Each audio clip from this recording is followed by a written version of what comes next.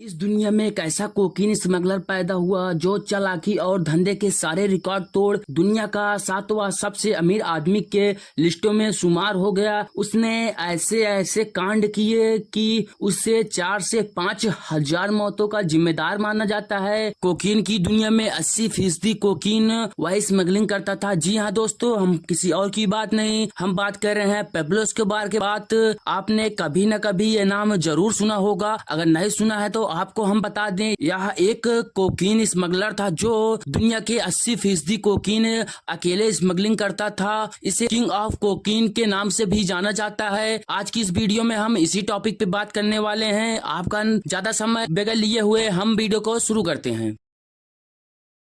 Pablo Escobar का जन्म 1 दिसंबर 1949 को कोलंबिया में हुआ। पेब्लो एस्कोबार के पिता पेशा से एक किसान थे और उसकी माता एक टीचर थी। वह अपने 7 भाई बहनों में से तीसरे नंबर आता था। उन्होंने 10 साल की उम्र में ही क्राइम की दुनिया में कदम रख लिया। टीन एज के आखिरी दौर में उसका अपराध गंभीर होने लगा, जैसे गांजा की सप्लाई बैन, सिगरेट और फर्जी लॉटरी टिकट की बिक्री और लग्जरी कार चुराना।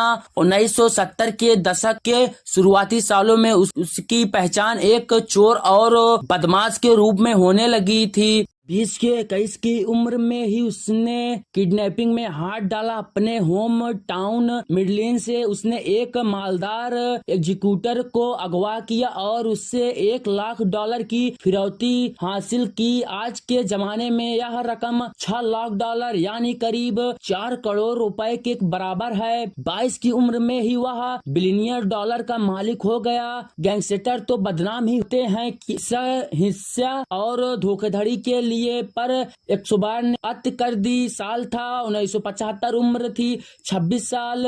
उसने मिडलैंड के सबसे बड़े ड्रग माफिया के साथ 14 किलो कोकीन की डील करनी चाहिए, लेकिन इस मुलाकात में उसने ड्रग माफिया को गोली मार दी और नशे के कारोबार में घुस गया। फिर पर्सनल लाइफ भी थोड़ी पटरी पर आई। 1 साल बाद मार्च 1976 में 27 की उम्र में उसने 15 साल की मैरिया विक्टोरिया से शादी की, जिससे 2 बच्चे हुए। जुआन और मैनुएल सिविल वार के हालत में उभरा पेब्लो एस्कोबार का साम्राज्य। यह वह दौर था जब कोलंबिया में सरकारी पैरामिलिट्री और लेफ्ट विंगर गोरिल्लाओं के बीच संघर्ष चल रहा था। सिविल वार से कोलंबिया की छवि दुनिया में खराब हो रही थी। इस दौरान में पेब्लो एस्कोबार, जो क्राइम की दुनिया का नवोन्मेष सीट हो चुका था, अपने सपने देख रहा था। यह उसके अपनी खूनी लड़ाई थी, यह दिखाने की वह पूरी कोलंबिया से ज्यादा गच्छवान है। उसके क्राइम का अंदाजा आप इस बात से लगा लीजिए, वह सरकारी ऑफिसरों के लिए पेब्लो एस्कोबार साफ था। मेरी रिश्वत खाओ या मेरी गोली खाओ, उसके लोग ऑफिसर से पूछते थे।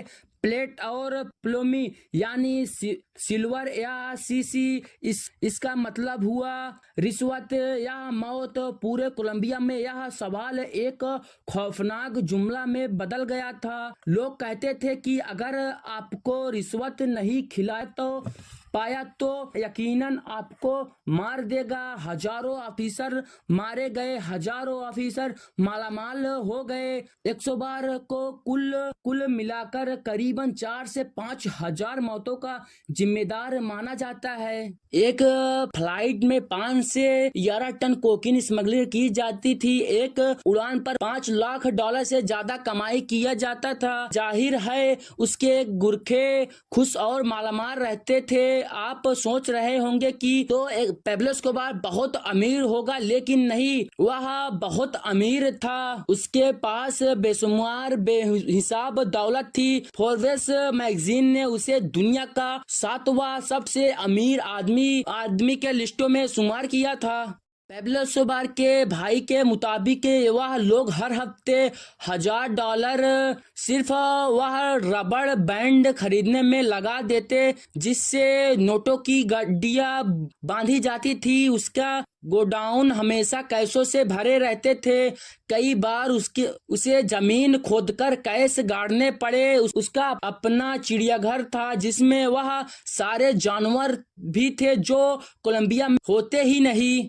एक समय में अमेरिका के 80% कोकीन उसी के यहाँ से सप्लाई होती थी। कहावत तो यह भी है कि एक बार सफर में काफी सर्दी हो गई तो अपने परिवार को गर्म रखने के लिए उसने $2 मिलियन की नोट जला दी थी। मतलब करीब 13 करोड़ रुपए तो ताप गए थे। उसने धंधे के चरम पर एक दिन में $60 मिलियन बनाए थे। आज के दौरान के हिसाब से एक दिन में करीबन 400 करोड़ रुपए कमाए थे। बाद के दिनों में अमेरिकन एजेंसियां उसके पीछे पड़ गई। वह जानता था कि अमेरिकियों को रिश्वत खिलाकर काबू करना आसान नहीं है, इसीलिए प्रतिपूर से बचने के लिए उसने पॉलिटिक्स का सहारा लिया। वह कोलंबिया के लिबरिया पार्टी में शामिल हो गया। यहाँ भी वह कच्चा खिलाड़ी नहीं साबित नहीं हुआ।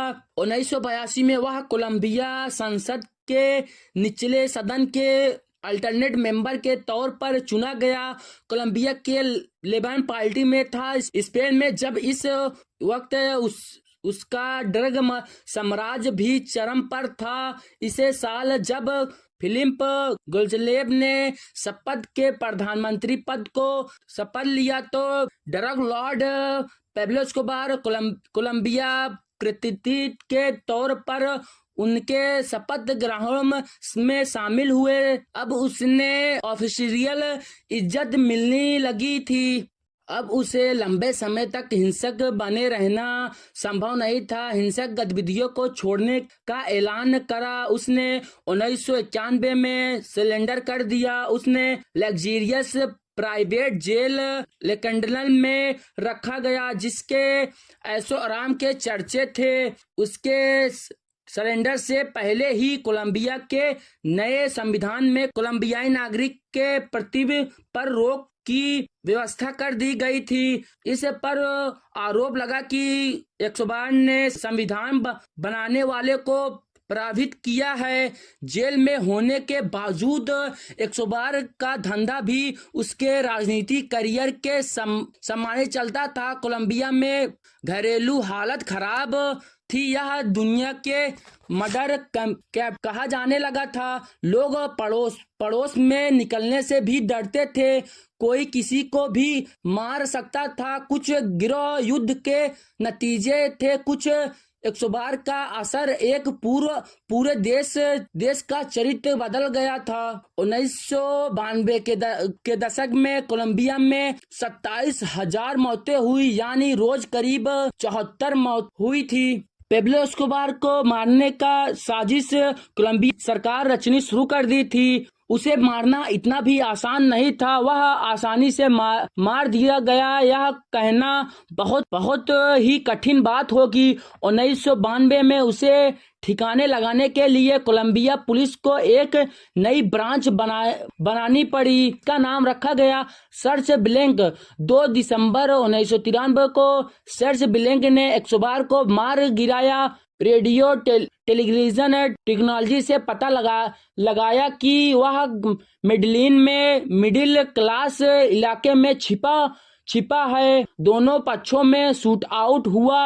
एस्कोबार और उसके बॉडीगार्ड ने छत पर चढ़कर भाग निकलने की कोशिश की। मार गिराया गया। अब भी नहीं पता कि वह जिस गोली से मारा गया वह उसने खुद चलाई थी या पुलिस ने उसे मारा। एस्कोबार के परिवार के कुछ लोग उसे सुसाइड के संभव से इनकार नहीं करते हैं। उसके परिवार के कुछ लोगों का मानना है कि पेब्लो एस्कोबार ने सुसाइड की थी। दोस्तों, आशा करता हूँ कि आपको वीडियो अच्छी लगी होगी। यह मेरा इस चैनल पे फर्स्ट वीडियो है। कोई अगर गलती हो गई हो तो आप लोग कमेंट में हमें जरूर बताना। अगली वीडियो में हम उस गलती को अपडेट करेंगे।